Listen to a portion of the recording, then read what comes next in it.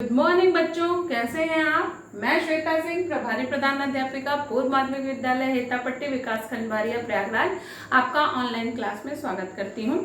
बच्चों, मैं कक्षा 7 को भूगोल पढ़ा रही थी और आज मैं आपको भाग 3 पढ़ाऊंगी, पहले ही पाठ का, पृथ्वी की आंतरिक संरचना।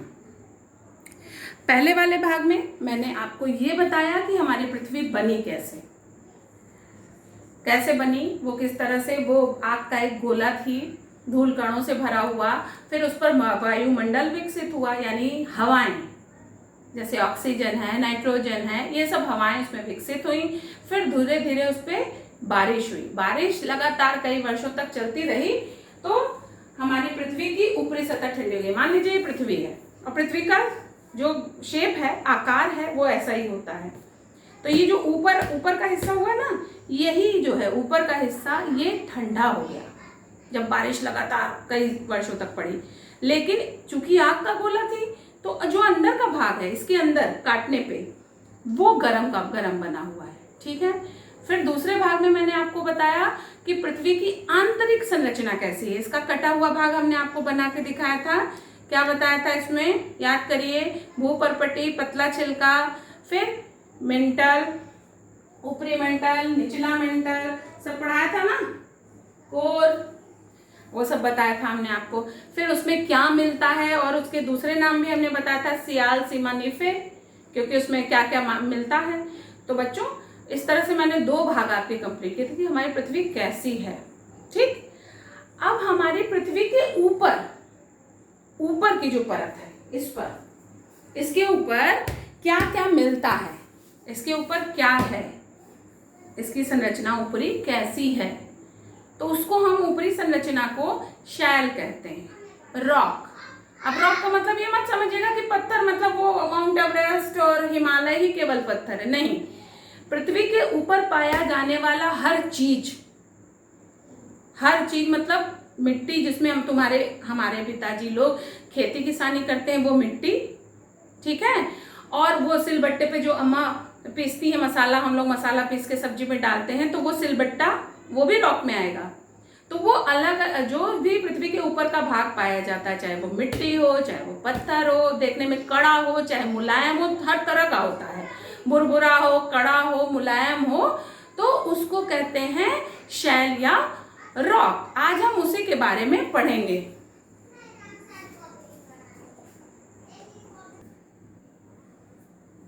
तो हम आपको बता रहे थे कि इसके ऊपर जो जो भी चीजें पाई जाती हैं, हमने बोला ना कि चाहे वो हमारे यहाँ जिस पे हम खड़े हैं, जिस पे हम धरती पर खड़े हैं, वो नीचे पाए जाने वाली जितनी ऊपरी सतह पे जो मिट्टी है, कड़े टुकड़े हों, मुलायम टुकड़े हों, जैसे भी टुकड़े हों, वो सभी रॉक्स के अंतर्गत आते हैं, उसको कहते हैं रॉक्स।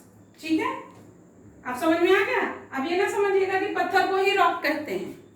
भूगोल में पृथ्वी के ऊपर पाया जाने वाला हर चीज, मिट्टी हो, पत्थर हो, यानी वो कड़ा भी हो सकता है और वो मुलायम भी हो सकता है, वो सभी रॉक्स में आएगा। और उसको हम 3 भागों में बांट देंगे। अब पढ़ने के उद्देश्य से हम 3 भागों में बांटते हैं। ठीक है, भूगोल में उसको कहेंगे शैल के प्रकार। ठीक है, शैल के प्रकार। तो पहला जो आता है उसको कहते हैं आग्नेय शैल। क्या कहते हैं? आग्नेय शैल। आग्नेय शैल यानी इग्नियस रॉक्स। ठीक है। सेकेंड वन इज अवसादी। अवसादी शैल, अवसादी, या इसको परतदार भी कहते हैं, परतदार शैल। पहले आप नाम जान लीजिए, फिर हम आपको डिटेल बहुत अच्छे से समझा देंगे, आपको अच्छे से समझ में आ जाएगा। और तीसरा होता है, उसका नाम होता है रूपांतरित शैल। रूपांतरित शैल। ठीक है, पहला हमने पढ़ा कि आग्नेय शैल, दूसरा अवसादी या परतदार शैल, और तीसरा रूपांतरित शैल। ठीक है।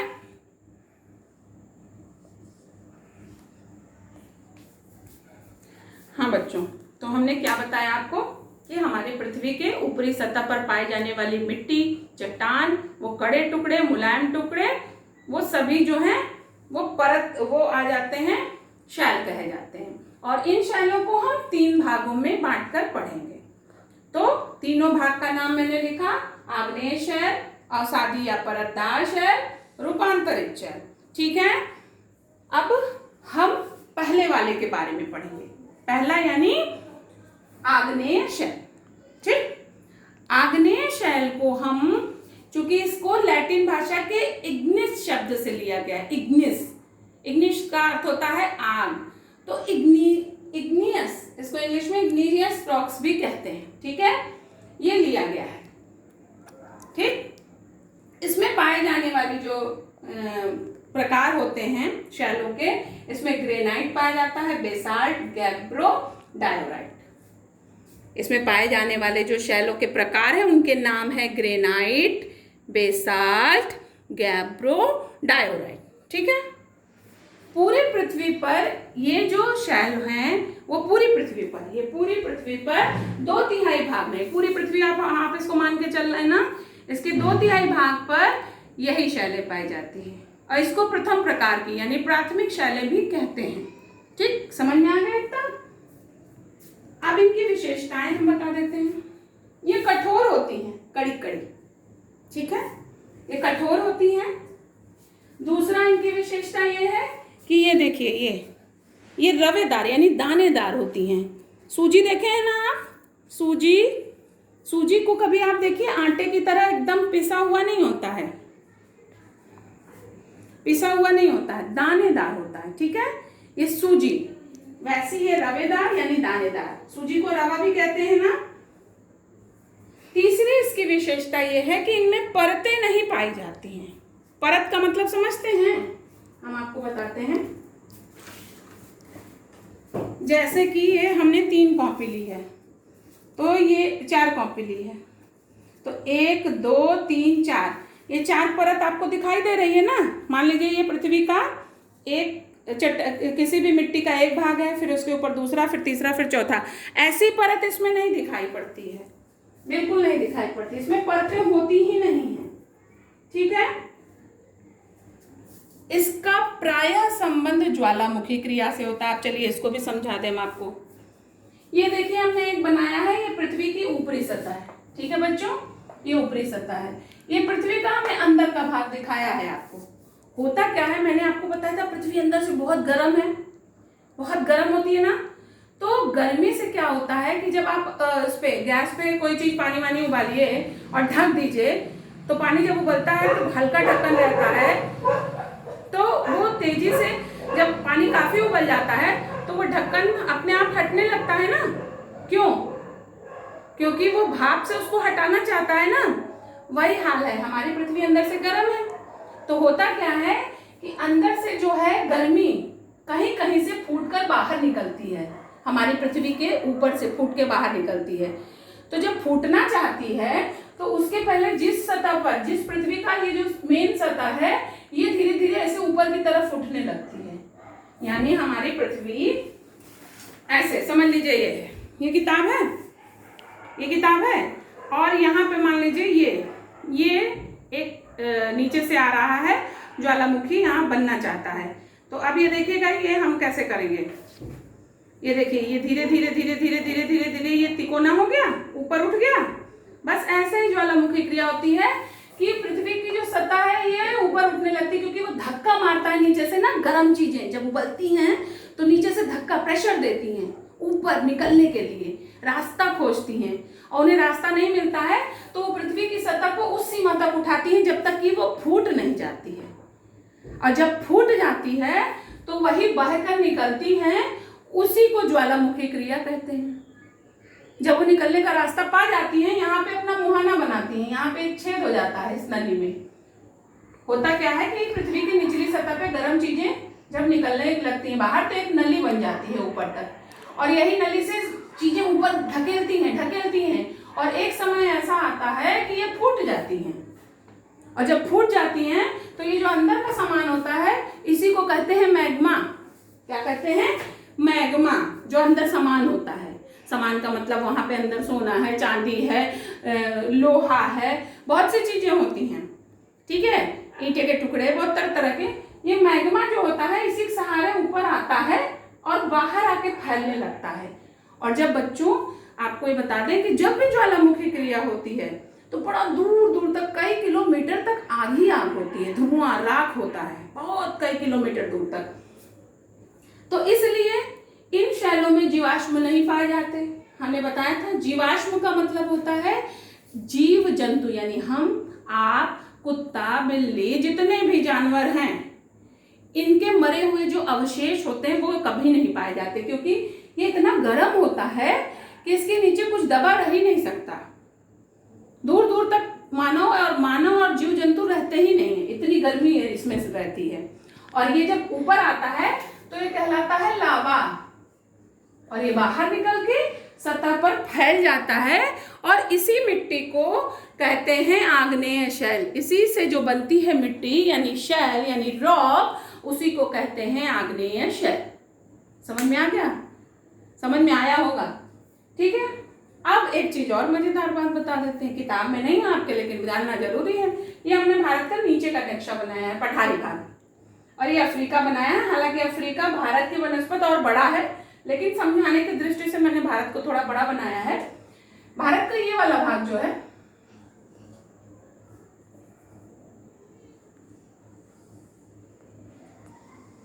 ये वाला भाग पठारी है, आप जानते होंगे, नहीं भी जानते हैं तो जान लीजिए। पठार, पठार किसे कहते हैं बच्चों, याद आया?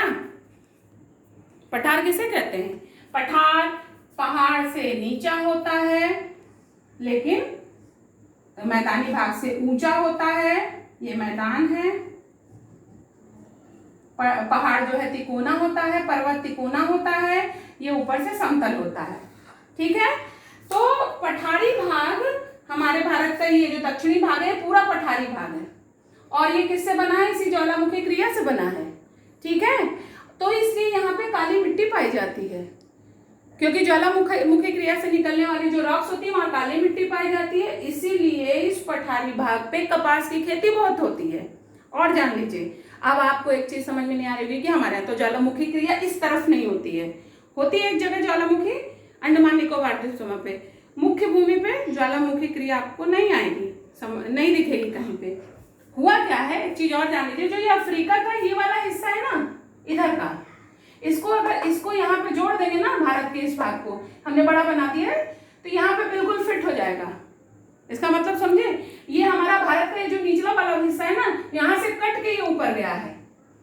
ये भूमि जो है दक्षिण की, यहाँ से कट के ऊपर की तरफ अलग हुई। एक समय आया बहुत सालों पहले, और कट के ये आगे की तरफ बढ़ा, उत्तर पूर्व की तरफ बढ़ा, ठीक है। इसीलिए यहाँ पे जब ये कटा तो यहाँ समुद्र था, यहाँ ज्वालामुखी क्रिया हुई होगी, इसीलिए यहाँ का जो लावा बह के आया है, तो इस पूरे क्षेत्र को ये यहाँ पे जो है आग्नेय शैलों का बना हुआ है। अब समझ में आ गया कि आग्नेय शैलों का क्यों बना है? क्योंकि ये जब इससे जुड़ा था अफ्रीका महाद्वीप से, तो यहाँ पे इन दोनों जब जुड़े हुए होंगे, तो जब यहाँ अलग हुआ होगा तो यहाँ ज्वालामुखी क्रिया हुई होगी, यहाँ से फिर लावा बहा होगा, लावा बह के पूरे में फैला होगा। इसलिए ये वाला जो भाग है हमारा आग्नेय शैलों का बना हुआ है, यानी काली मिट्टी का, ठीक है। अब इसमें से मिलता क्या है ज्यादा? सोना। नीचे से बेटा जब भी निकलता है ना ज्वालामुखी, तो ज्यादा सोना निकलता है, चांदी निकलता है, लोहा और अभ्रक, ये चीजें नीचे से निकलती हैं इस लावा के साथ, तो ये वाली मिट्टी से। अब समझ में आ गया आग्नेय शैल। अब आपको अब अगले वाले भाग में हम आपको परतदार और अवसादी चट्टान पढ़ाएंगे, धीरे धीरे पढ़ाएंगे, अच्छे से पढ़ाएंगे, खूब अच्छे से समझ में आ जाए, ठीक है। कैसा लगा? जय हिंद, जय भारत।